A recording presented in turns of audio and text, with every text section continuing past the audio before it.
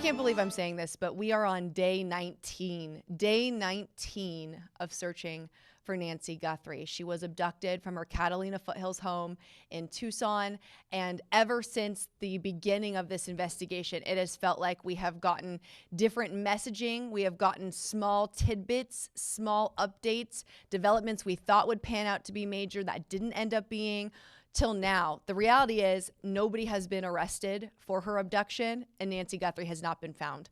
But I want to take you through the latest that we know on the case so far that's developed in the last 5-6 days or so. We also have 2 live guests on deck tonight to talk about 2 different aspects of this case. So let's talk about everything that we've had confirmed by now. So the only surveillance video and pictures that have been released in this case so far are these ones. These are from Nancy Guthrie's Nest doorbell camera that was taken down. We can see the abductor there overnight. They disarm and dismantle that camera. They use a plant at one point to try to cover it up.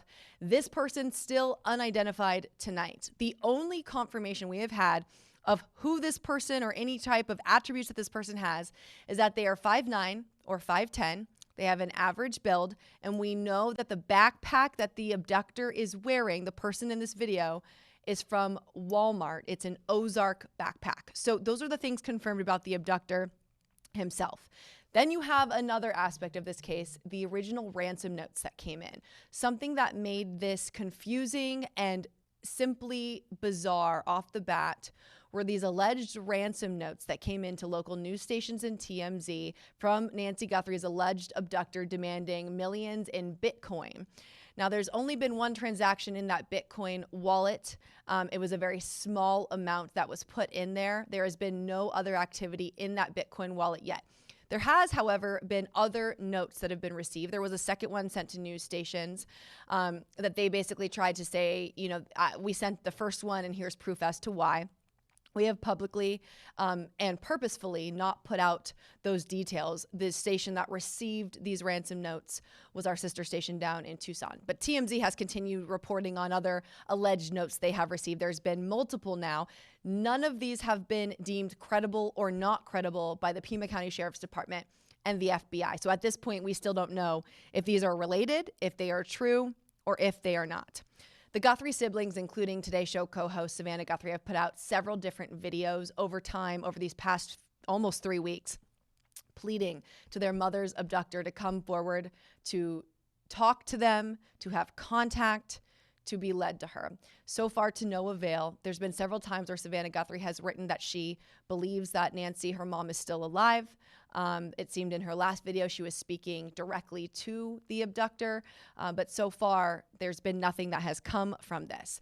Now, one of the major updates in the case this week was Pima County Sheriff Chris Nanos clearing the Guthrie siblings, the family, and their spouses of being suspects in this case. That came earlier this week after a lot of online speculation about who could and could not possibly be involved in Nancy Guthrie's abduction. Some people have been critical of that because there's been no arrest. So how do you for sure clear people when you don't have anybody in custody? Some have really come to the defense of the sheriff on that, that the family was unfairly smeared, that they are in an unfair light as they're just grieving and searching for their mom. So that's been a big talker of headlines this week. But there have been people who were detained and released. So last Friday, we know that there was one man who was detained and released. His name was Carlos. He was a DoorDash driver. His family's property was searched. His car was searched. He's been released, but we don't know anything more about if he's officially been cleared. The sheriff did not go as far as officially clearing him, but he was released. Then we learned several about other detainments that happened as well last Friday. There was a large SWAT operation that took place at a home not far from Nancy Guthrie's home. And there was also another operation that happened at a Culver's restaurant in the parking lot, a silver Range Rover that was searched. They did a whole kind of search on it. You can see them right here. That's sheriff's deputies. They actually had a tarp up at one point, and then that car was towed away. Now, we have heard from the attorney of one of the men who was detained. We now know from last Friday, it was him and his mom who were detained and questioned.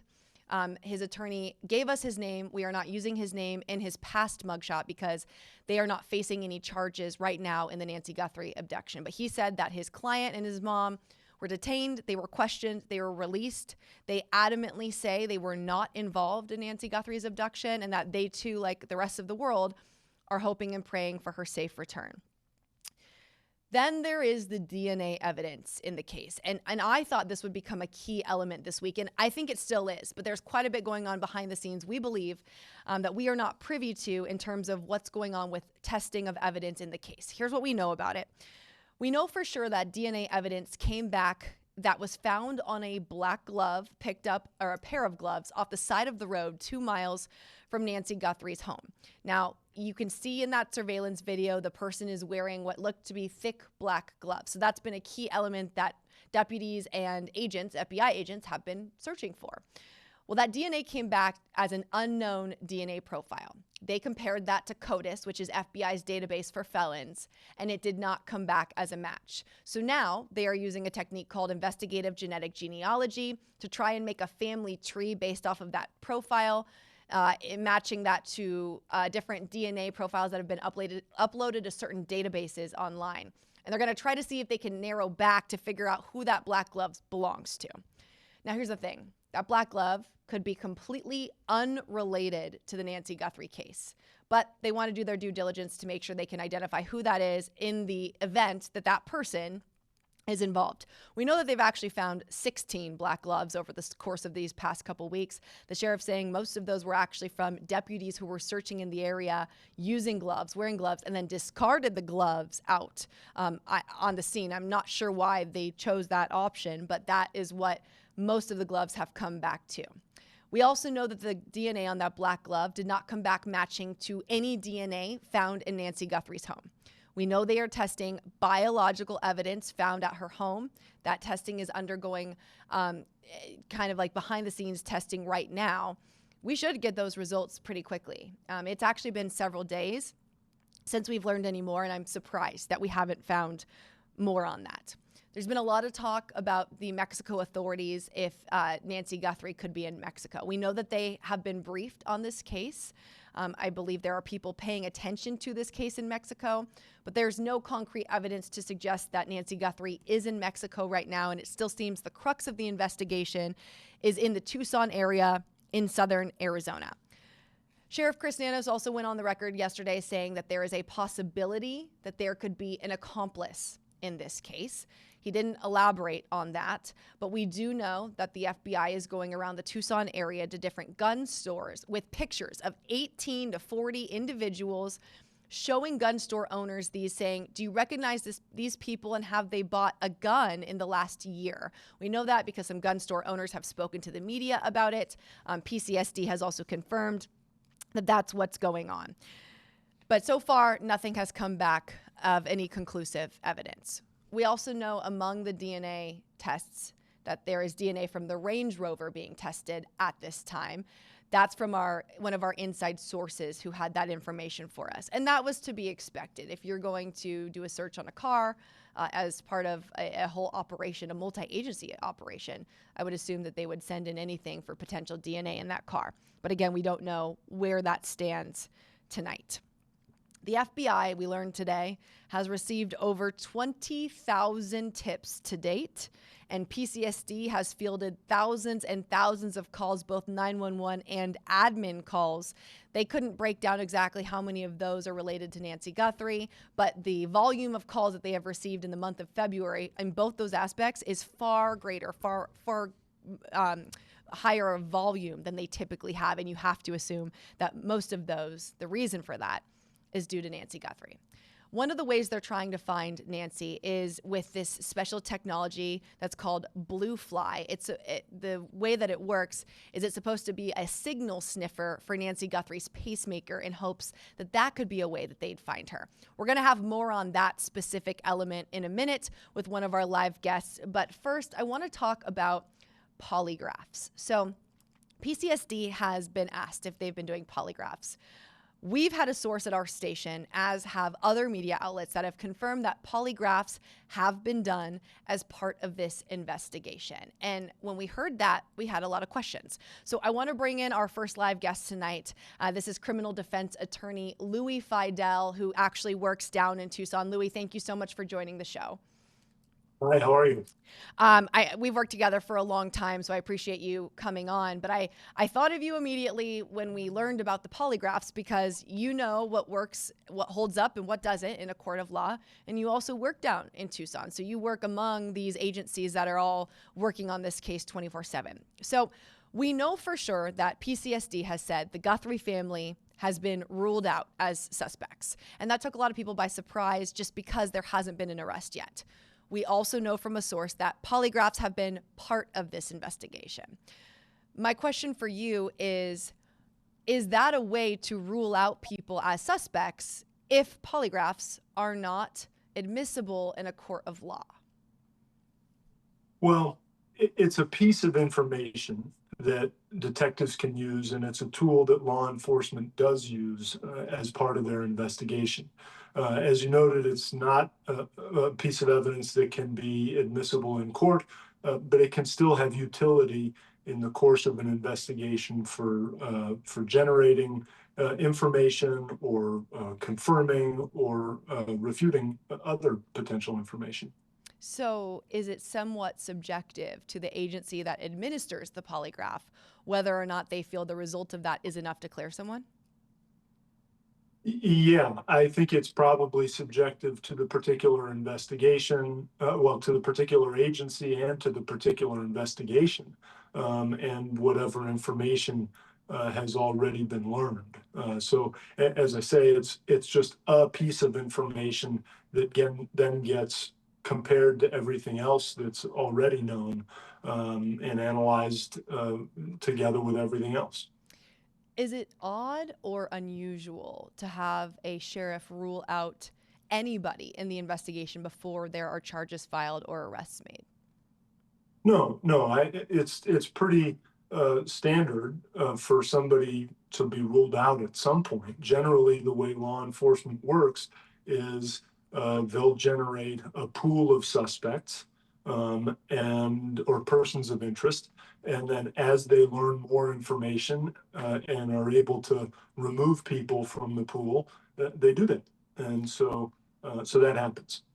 With the polygraphs, even though they aren't admissible in a court of law, are they brought up in a trial setting? Are they used as, one aspect of this that we found was this, or is it not mentioned at all? No, they're not admissible means that they do not get That's brought it. up in the trial. They would get turned over to, for instance, the defense attorney as part of the state's disclosures, assuming somebody at some point gets charged. But so that would be information that's known both to the prosecutors and to the defense. But the what it means for something to be not admissible is that it does not get presented as part of the trial. Interesting. There's been several people who have been detained and released in this investigation so far. It may be that that is more common than we think in an investigation. We just don't typically see it. I mean, there are so many eyes on this investigation that every movement, every operation is under high media scrutiny. But these people have all lawyered up, and we're hearing from them, we're hearing from their lawyers. There were search warrants that were gotten to be able to carry out these searches and these operations, but do the people who were detained and released have a chance in court and have something to fight for here?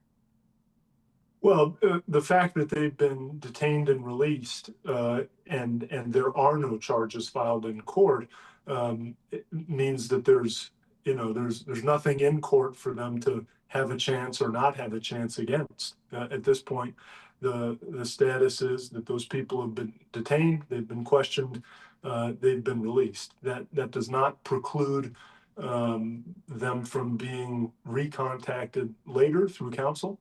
And it does not preclude really any options for the investigative team. And last question for you, Louis. There's been a lot of public scrutiny in general around this case, around the handling of the investigation, specifically PCSD, and Sheriff Nanos has come under fire quite a bit. One thing specifically that I've seen, that a lot of people have seen, was that the scene was secured.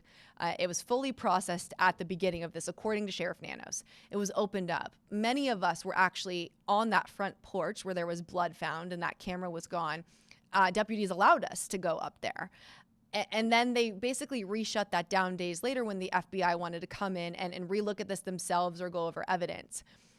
You know, my immediate thought was contamination. Is there going to be issues for the state if and when this goes to trial based on how this case has been handled?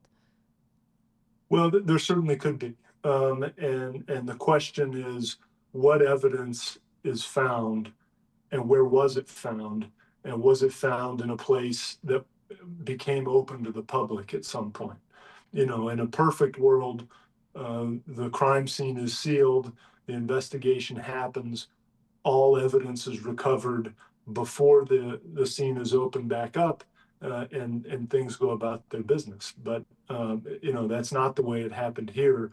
And you know, if there's evidence that was found in those areas, and there's a question about the chain of custody or how well those items were preserved, that could very much be a factor in a trial. Yeah. Louis Fidel, thank you so much for joining the show. We appreciate all your insight. You're welcome. Thanks for having me. Thanks.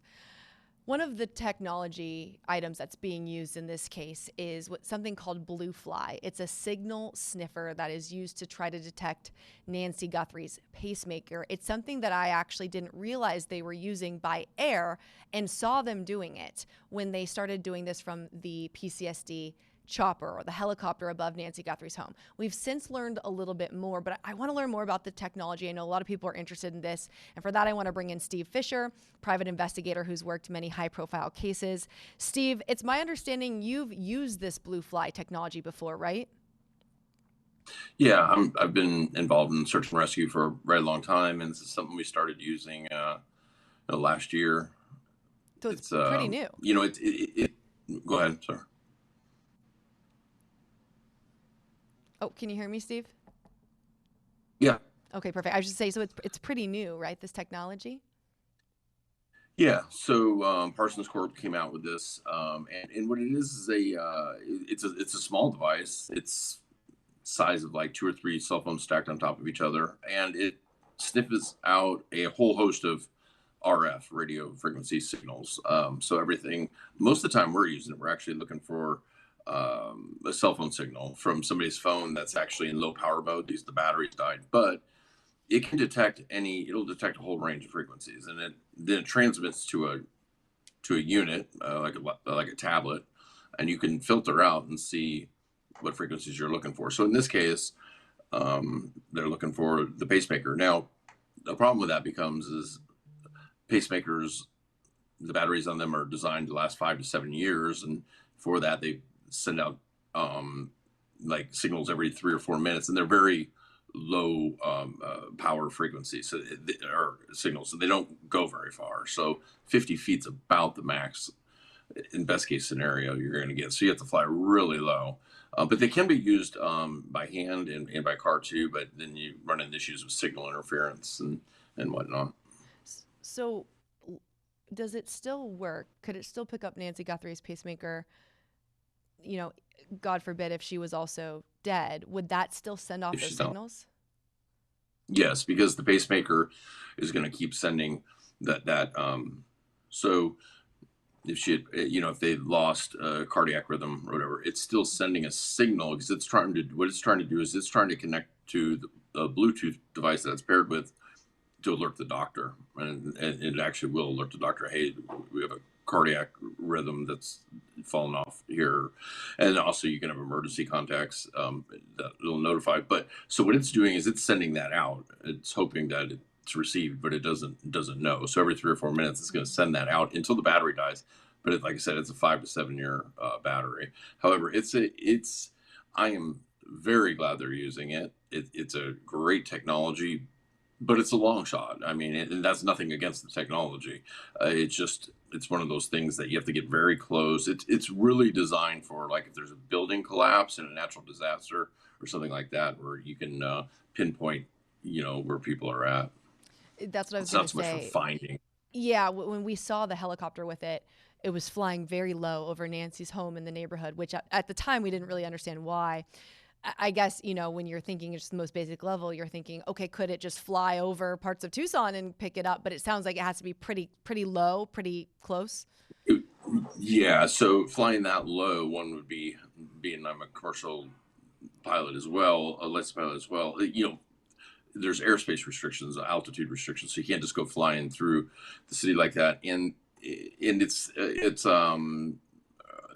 really, they market it more as a drone tool. Although I've only used it with helicopters actually, because we've used it in 2 instances over like an open forest area where we felt the person was in a pretty contained area, but we couldn't see through the tree canopy. And then once on a really mountainous terrain in the Angeles National Forest. And but it's not meant to go out and find these. It's meant to find signals. So it's not meant to sweep a whole city with. It's meant, like, hey, we believe the probability of detection is very strong in this quadrant, and then they'll use it to kind of like refine the search. It's a different way of using it, but I'm glad. Listen, they got the technology, throw everything at it. I'm glad that they're doing it. Absolutely. Last question for you. They've got this technology, but obviously we're working with DNA. They're trying to extract more surveillance video from the other cameras at Nancy's property, and hopefully other neighbors that might have gotten anything on surveillance footage. At this point in the investigation, day 19, which of these tools is going to possibly be the most useful, the most effective in locating Nancy? Well, I think that the camera footage, I believe, on a short-term basis. Now, if this goes another 3 or 4 days, then I think it's going to be the DNA, because I think by then the profiles will be built out and they'll be getting matches. But I gotta believe, I know that they said that there's not more footage, but I gotta believe there is some more, just because the way that footage we saw is edited, it's cut. We see the one image of the guy without the backpack and the gun, and it's also cropped where they purposely, it looks like, taken out the wall. Like, I don't know if something had happened there. So I think there's more footage, and I think that is something that if somebody sees the right angle, they're gonna be like, it is who I thought it might be. Something will. So if they got more footage, I really hope they put it out there. And if they got this, I just can't believe the other cameras they can't get anything from. But maybe they can't. There was an expert I talked to that said that it's really hard to get this back once it's lost in terms of no subscription. However, if the camera was destroyed, it would have not been taped over. It would have stored at least the last thing. But he said it can be really hard to extract anything. So it's possible that they've been working on like the before and the after of the clips that we're seeing, and it just hasn't been finished yet. I mean, but you're right. I mean, we have to hope and assume that if we can have video of this guy walking up, then we should be able to have video of 5, 10, 15 minutes before that, I would think. Or just a little bit more of him walking away the second time, after he does with the plants and stuff. But listen, if this is all they got, it's a miracle they got that in. Yeah. And it's unbelievable that they were able to extract that if it was truly overwritten, because it is very clear footage, for being archival. So, but if we can just get a little bit more, I think somebody would recognize who this guy is, because he's got a certain gait to him, and to me it looks like he's got an injured left shoulder or something. So I think his mannerisms, somebody will figure it out. I mean, if you'd seen that person, if you look at that shot right there, you'd be like, I think that is. If you could get one more view, it probably tips some people over the edge. Oh, definitely. I think if this was somebody that I knew, I would be like, oh, that's definitely so-and-so, even with the mask and the black clothing and the backpack. Steve Fisher, thank you as always for your expertise, especially explaining how that technology works. I think a lot of people are interested in that. So thank you for coming on the show. We always love having you. Thanks for having me. Appreciate it. Thanks.